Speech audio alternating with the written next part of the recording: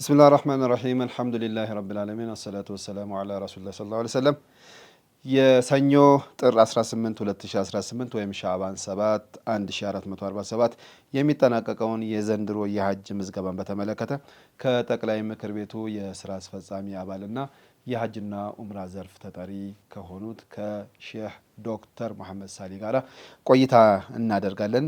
ዶክተር እንኳን በሰላም መጡ። እንግዲህ በዘንድሮ ዓመት ለመጀመሪያ ጊዜ እንግዲህ የቪአይፒ ወይም ደግሞ የልዩ መስተንግዶ የሐጅ ኮታ ይፋ ተደርጎ ነበርና መጠናቀቁን ደግሞ ገልጻቸዋል። ስለዚህ አንዳንድ ወገኖች ደግሞ ይህንን ምዝገባ ደግሞ ማድረግ እየፈለጉ ምዝገባው መጠናቀቁን በመግለጫ ተነግሯልና ይጨመራል ወይስ እንዴት ነው? እሺ ቢስሚላህ الرحمن الرحيم ሞላው ማህበረሰብ ሙስሊሙ አገር ውስጥ አገር ውጭ ያላችሁ እንደሚታወቀው ሐጅ ላይ ብዙ ፓኬጆች አሉ። በሌላ ሀገርም ተሞክሮ ብዙ ፓኬጆች አሉ። ሁሉም ሰው እኩል አይደለም። አላህ ብርም ሲሰጠው ሁሉም ሰው እኩል አይደለም የሰጠው። ቪአይፒ የሚባለው ይሄ ላይ ነው። ባለፈውም እንደገለጽኩት ኢባዳ ላይ የሚለየው የለም።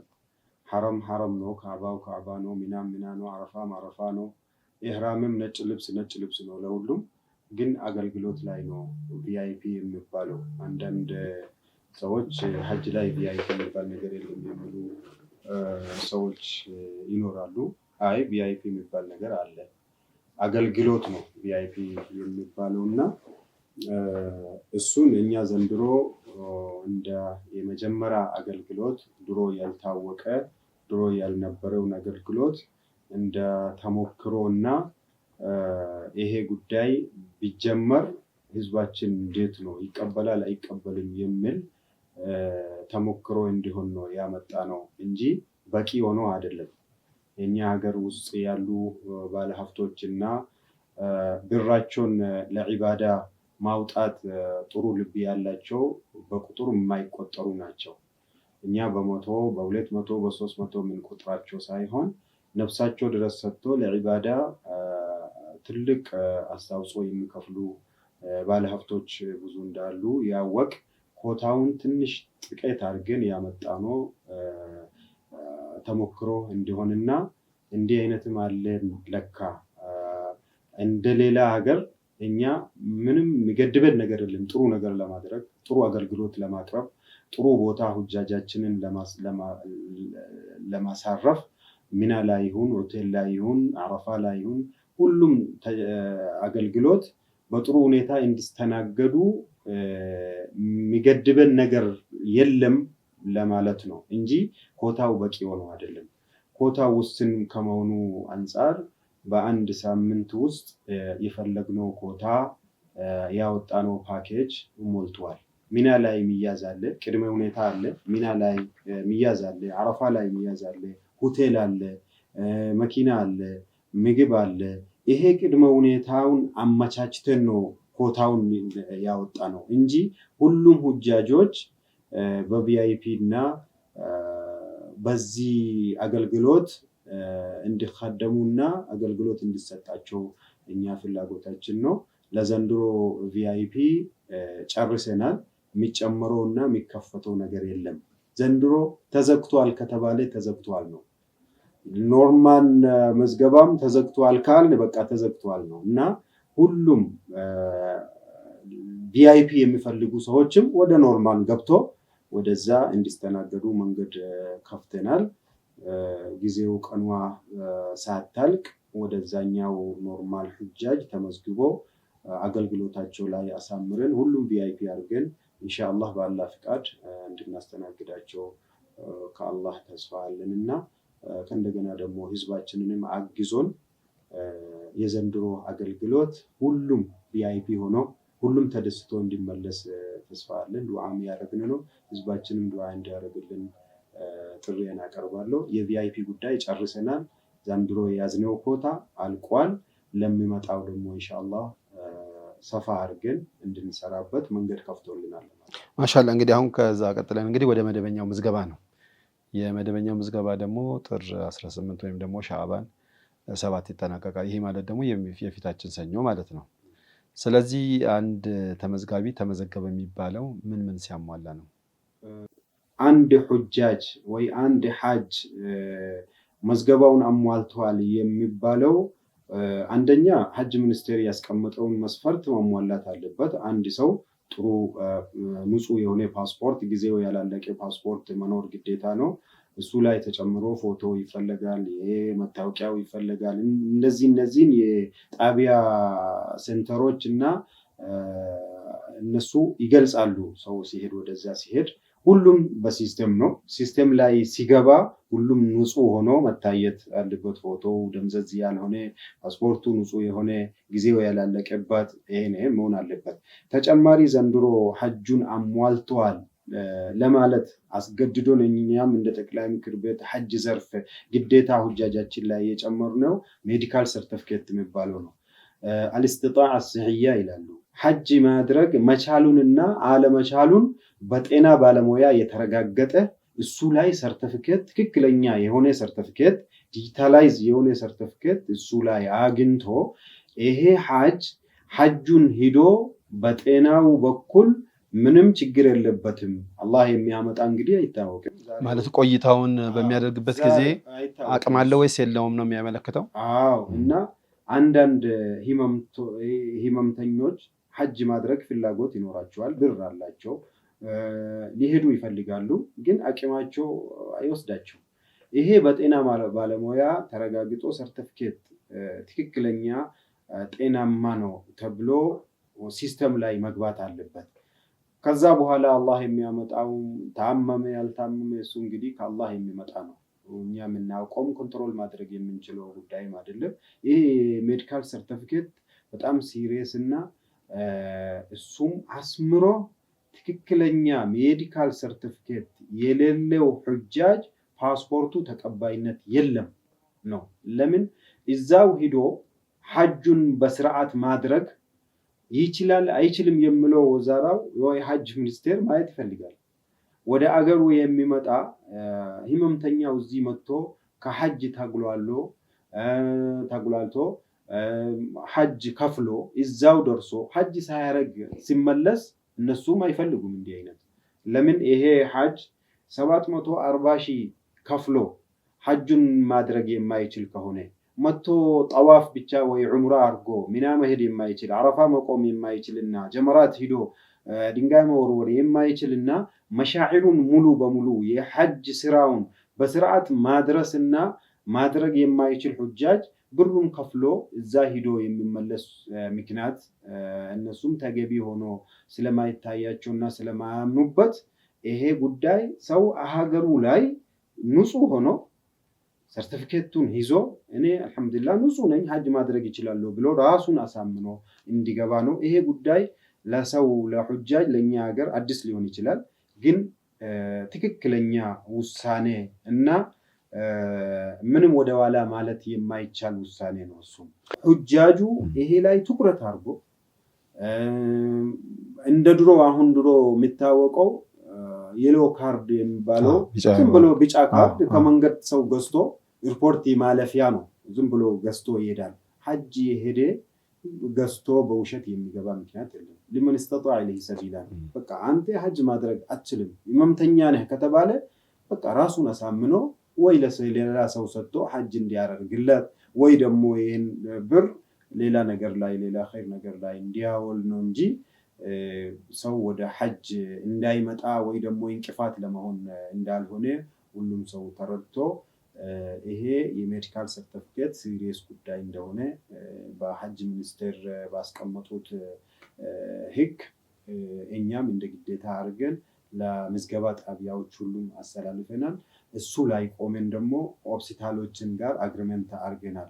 በጥቂት ብር በሰዓቱን በማያቃጥል ቶሎ ለሐጅ የሚመጣው እቺን ካርድ የመዝገቢያውን ካርድ ይዞ ሆስፒታሉ ጋር ከሄደ ብሩም በትንሽ ብርና ጥቂት ጊዜ ውስጥ ተመርምሮ ውጤቱ እንዲሰጥና ይሄ ሆስፒታሉ ደግሞ ውጤቱ ወደኛ ዲጂታል ላይ እኛ ሲስተም ላይ እንዲያስተላልፍልን ውሳኔ ወደ መዝገባ ጣቢያና ሆስፒታሎች ጋር አስተላልፈን በዚህ ሁኔታ የተካሄደ ነው። ይሄ ግዴታ ነው የዘንድሮ እና ተደራሽ ነው። አሁን እንግዲህ 30 የምዝገባ ጣቢያዎች 30 የምዝገባ ተከፍተዋል እና አሁን እነዚህ ሆስፒታሎች ላይ ያላችሁ ሁሉም ጋር አለ። እዛ አካባቢ ላሉ ሆስፒታሎች እኛ በደብዳቤና በአግሪመንት ትክክለኛ ማስታወቂያ አውጥተን በማስታወቂያ መሰረት እነሱንም መስፈርት ማሟላት ያለባቸው መስፈርት አሟልቶ ከምክር ቤት ጋር አግሪመንት አድርጎ ሁጃጁን እንዲሐክሙና ክትባትም እንዲሰጡ በዛው ደግሞ ምርመራውን የሚያስፈልገው ምርመራ ወደ 9 ነጥቦች የሚሆኑ አይነቶች ምርመራ አድርጎ እሱን ውጤት ለኛ ቀጥታ ሲስተማችን ላይ እንዲልኩ ለሁሉም መዝገባ ጣቢያ ተላልፏል። እዛው አካባቢ ላሉ ሆስፒታሎችም ስምምነት ተደርጎ በዚህ ሁኔታ የተካሄደ ነው። ማሻአላ። ቀደም እንግዲህ ሲገልጹ አሁን የምዝገባ ስርዓቱ ሲስተማቲካል ነው። ስለዚህ አንድ ሰው ፓስፖርቱን አስፈላጊ ነገሮችን ያሟላና የምዝገባ ጣቢያ ከሄደ በኋላ ቀጥታ ለክፍያ ባንክ ነው የሚላከው። ኮድ ይሰጠውና ከባንክ ይላካል። ባንክ ላይ በተለያየ ምክንያት ሊዘገይ ይችላል እና ምዝገባ ስርዓት ውስጥ አሉ። ነገር ግን ክፍያ ላይ የዘገየ የቀረባቸው ሰዎች እጣ ፈንታቸው ምንድን ነው የሚሆነው? ያው የክፍያ ጉዳይ ከሱዑዲ ከቪዛ ጋር አይገናኝም። እሱ የውስጥ ፋይናንስ ነው። ኤክልና ኤክሌ ከፍሏል፣ ሁሉም ነገር አሟልቷል፣ ስሙን አስተላልፉ የሚለን ፋይናንስ ነው። ይሄ የተመዘገበው ሐጅ ይሄዳል ወይ ሀሳቡን ይቀይራል ወይ ደግሞ ላይከፍል ይችላል ተብሎ ከተጠራጠረ ወይ ሲደወልለት በጥሩ ሁኔታ እከፍላለሁ ብሎ ወይ ደግሞ ሊከፍል ተዘጋጅቶ ሲስተሙ ተዘግቶበት ወይ ባንክ ችግር ካለበት እሱ ፋይናንስ ነው የሚያስተላልፈው። የጠቅላይ ምክር ቤቱ ፋይናንስ ወደ ሐጅ ዘርፍ የሚያስተላልፈው ኤክሌ ከፍሏል የሚል አፕሩቭ አድርጎ ወደኛ ሲያስተላልፍ እኛ ስሙን እንልካለን ማለት ነው። እኛ አሁን የመዝገባውና የስም መላኪያ ቀን ጥር 18 ያልቃል። እዚህ ላይ ወይ የማይከፍል ሰው ተብሎ ሲደወልላት ወይ ደግሞ እሱ ኮንታክቱ ጥሩ ያልሆነ ሰዎች በሌላ ሰው መተካት ነው እንጂ ምንም ሌላ መላ የለም። ምናልባት እኛ ስሙን አስተላልፈን ሰውየው ማይከፍልና ወደኋላ የሚመለስ ከሆነ ምክር ቤቱ ከሳራ ውስጥ ይገባል። አንድ ሰው ላይ 740 ከሰረ ማለት ቀላል ነገር እንዳልሆነ ማለት ነው። ስለዚህ ካሁኑ በዚሁ መድረክ በዚህ አጋጣሚ ያልከፈሉ ሰዎች ወደ ክፍያው እንዲፈጥኑ ጥሪን አስተላልፋለሁ። ወደ ክፍያው ቶሎ ወደ ክፍያ መሄድ አለባቸው። ካልሆነ ደግሞ ወደ ክፍያ ካልሄዱ ስማቸውን ማስተላለፍ ሊከብድ ይችላል። አምነናቸው የማስተላለፍ ፕሮግራም ላይ መድረስ ትንሽ ስለሚከብድ ወይ ቶሎ ኮንታክት አድርጎ ለክፍያው ይሄ እዚህ ላይ ደርሻለሁ የሚለው ላይ እንትን ካላረጉ በጣም ከባድ ነው። እኛ ሌላ ሰው አስገብተን ስማቸውን እዚህ ማስቀራት ነው። ተመዝግቦ ስሙ ካልተላከ ምንም ውጤት ስለሌለው ማለት ነው። ስለዚህ ዛሬ አለ፣ ነገ እሁድ አለ፣ ሰኞ ቀን ሙሉ አለንና ሁሉም ሰው በዚህ የቀረችው 3 ቀናት ክፍያውን መፈጸም፣ ያልተመዘገቡም መመዝገብ፣ ፓስፖርታቸውን ያልተቀበሉ ሁጃጆች ቶሎ ፓስፖርታቸውን ተቀብሎ ሲስተም ያው ፓስፖርት እንደሚታወቀው ምክር ቤት ነው ደብዳቤ የሚጽፈው፣ ምክር ቤት ነው ሄዶ የሚቀበለው። ፓስፖርታቸው መድረሱና አለመድረስ ክትትል ግን ከነሱ ነው። አሻራ ሰጥተዋል አልሰጡም፣ አሻራ ካልሰጡ ፓስፖርት የሚሰጣቸው ፓስፖርት ስለሌለ አሻራ ካልሰጡ ቶሎ አሻራ አልሰጠውም ብሎ ግልጽ አድርጎ መናገር ነው ቀኑ ሳያልቅ በፊት። ስለዚህ እቺ 3 የቀረችዋን 3 ቀን ከዛሬ ጋር ነው 3 ቀን የምለው ከቅዳሜ እና እሁድ ሰኞ በዚች ቀን ቶሎ ፕሮሰሱን ሁሉም አሟልቶ ከፋይናንስ ጋር አውርቶ የክፍያው ጉዳይ አመቻችቶ ካልጨረሱ እኛ እንደ ሐጅ ዘርፍ ስሙን መላክ ስለሚከብደን ሁጃጁ ካሁኑ አስቦበት ክፍያውንም ያልተመዘገቡም እንዲመዘገቡ፣ ዶክመንት ያላሟሉም እንዲያሟሉ፣ ሰርቲፊኬት ሜዲካል ሰርቲፊኬት ያልወሰዱም እሱ ላይም ሄዶ ተከታትሎ ሜዲካል ሰርቲፊኬታቸውን አድ እንዲያደርጉ ግዴታ ይሆንብናል ማለት ነው። እንግዲህ አንዳንድ ጥያቄ ወደኛ የሚልኩ ሰዎች አሉና በተለይ አሁን የቀሩት 2 ቀናት ናቸው። ሰኞ ይጠናቀቃል ኢንሻአላህ እና ግን በተለያየ ምክንያት በስራም በተለያየም በግል ጉዳይ የስራ ሰዓት እስከ ማታ እንዲሆንልን የሚሉም አሉና አሁን በዚህ በመጨረሻው ሰዓት ላይ የሰዓት ልዩነት ቅዳሜንም እሁድንም ጨምራችሁ ነው የምትሰሩት? እሱ ላይ ያላችሁ ይሄ ለመዝገባ ጣቢያ መልእክት ተላልፏል። ሌሊት ድረስ ተመዝጋቢ ከመጣ ከፍቶ እንዲመዝግቡት ማለት ነው። አቅራቢያ ባለው እንደዛ ትላል። ምን እኛ ዞሮ የምንፈልገው ኢትዮጵያ ህዝብ ሐጅ ለማድረግ አስቦ ብሩን አጠራቅሞ ብሩን አብቅቶ እኛ መንገድ መክፈት አያቃተንም ነው። ሌሊት ይምጣ፣ ቀን ይምጣ፣ እሁድ ይምጣ፣ ቅዳሜ ይምጣ፣ ጁምዓ ይምጣ፣ የፈለገው ሰዓት ይምጣ፣ አንኳኩቶ በሩን አስከፍቶ መመዝገብ ይችላል። ይህ ማለት ከጥር 18 ወይም ከሻዕባን 7 በፊት ያለው ማለት ነው። በፊት ያለው እስከሚጠናቀቅ ሲስተሙ እስከሚዘጋው ድረስ ከዛ በኋላ እኛ ኃላፊነት መውሰድ አንችልም። የኛ እጅ አይደለም ያለው፣ የሐጅ ሚኒስቴር እጅ ነው ያለው። ሲስተሙ ነው የሚዘጋው ማለት ነው። የሚዘጋው ምንም ከዛ በኋላ ኃላፊነት መውሰድ ለኛም ይከብዳል። እሺ እንግዲህ ሌሎች ደግሞ የሚያነሱ ሰዎች አሉ። ማለት የጠቅላይ ምክር ቤቱ ሐጅና ዑምራ ዘርፍ የምዝገባውን ስርዓት የሚጠቀመውን ያክል ከዛ በኋላ ያሉት ነገሮች ላይ ደግሞ የሚፈለገውን ያክል አይደለም የሚሉም አሉ። ለምሳሌ አሁን የመጀመሪያው የምዝገባ ምዕራፍ ተጠናቋል። ከዝግጅት ምዕራፍ ውስጥ እንግዲህ አንዱ ነው። በቀጣይ እንግዲህ ከሰኞ በኋላ እናንተ ዘርፍ ስራ ምንድን ነው በዋናነት የሚሰራው?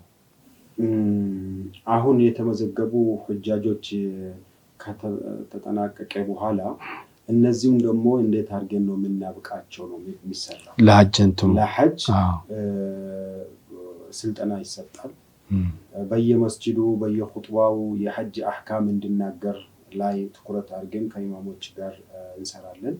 ከዱዓቶች ጋር በየመድረኩ ሐጅ ለማድረግ የተመዘገቡና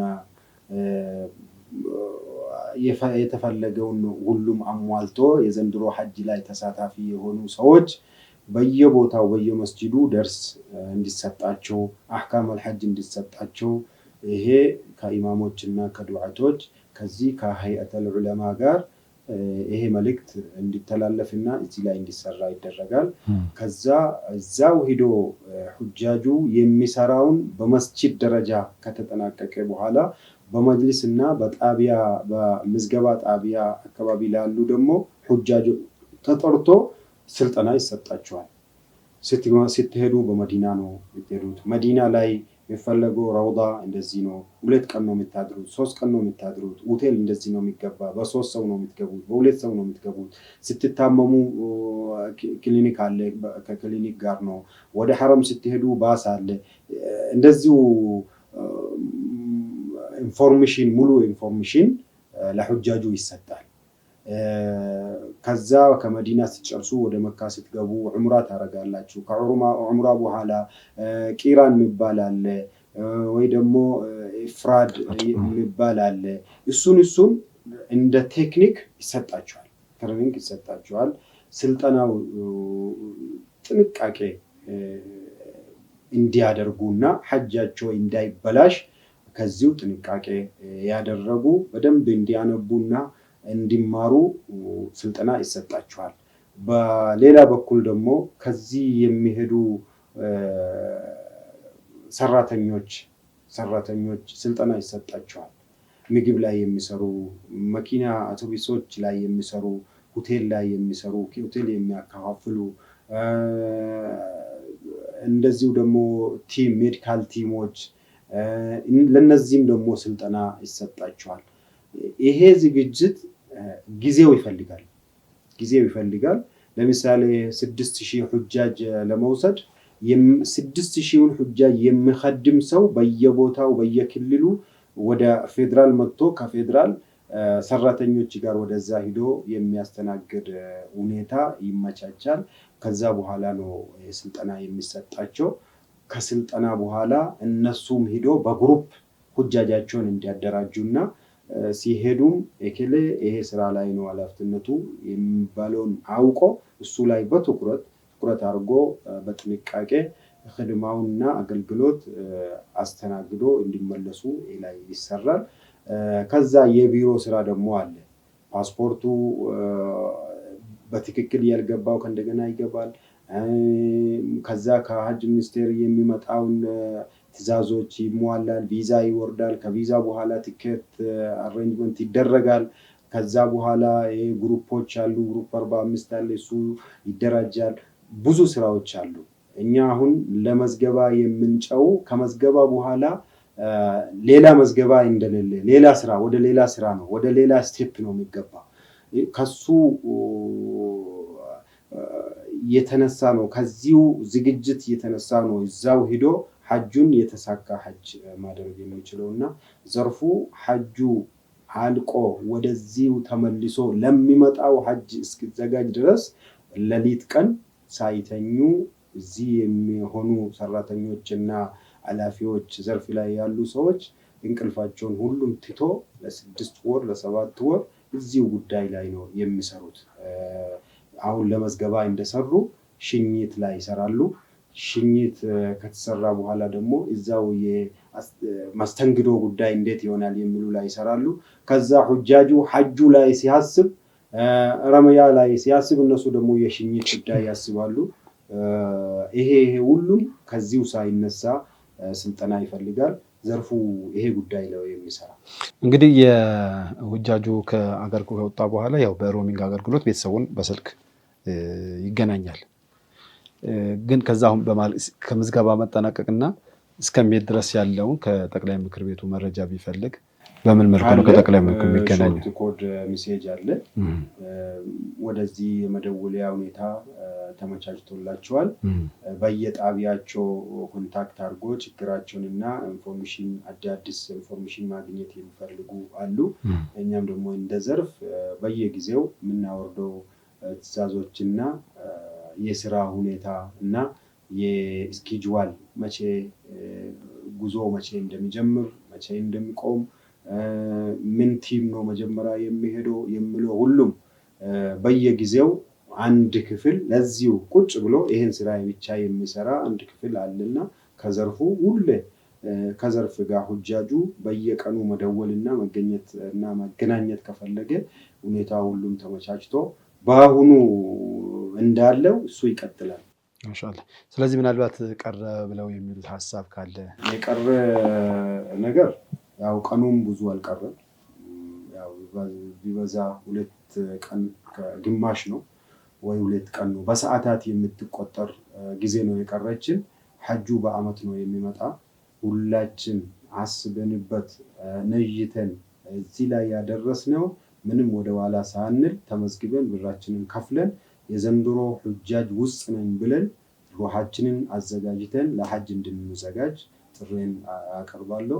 ከተመዝግቦ ያልከፈሉ ሰዎች ከአሁኑ ጀምሮ የክፍያው ጉዳይ በጣም አሳሳቢ ስለሆነ ወደ ክፍያ አፈጻጸም እንዲሄዱ፣ ሜዲካል ሰርቲፊኬት ተጠይቆ ምንድነው ለምን ያስፈልጋል ብሎ ትንሽ ወደ ኋላ የቀሩ ሰዎች ወደ ሜዲካል ሰርቲፊኬት እና የሐኪም ውጤት የማግኘት ሁኔታ ላይ ቶሎ ወደዛ እንዲሄዱ፣ መዝገባ ጣቢያው በሩን ከፍቶ የጠበቃችሁ ነው። ሰዓቱን ሳታዩ ሌሊት ቀን ወደ መዝገባ ጣቢያ ሄዳችሁ እንድትመዘገቡ ጥሬን አቀርባለሁ። በዚሁ ነው የሚያበቃው። እሺ፣ ወሰላሙ አለይኩም ወራህመቱላሂ ወበረካቱ። እንግዲህ የተከበራችሁ የዚህ ፕሮግራም ተከታታዮች የዛሬው ፕሮግራም ከዶክተር ሼህ መሐመድ ሳዲ ጋር ያደረግነው ቆይታ ይህንን ይመስል ነበር። በቀጣይ እንግዲህ በሁለተኛው ምዕራፍ የዝግጅት ምዕራፍ ከተጠናቀቀ በኋላ በሁለተኛው ምዕራፍ እስከምንገናኝ ድረስ ለዛሬው በዚያ አብቅተናል። ወሰላሙ አለይኩም ወራህመቱላሂ ወበረካቱ።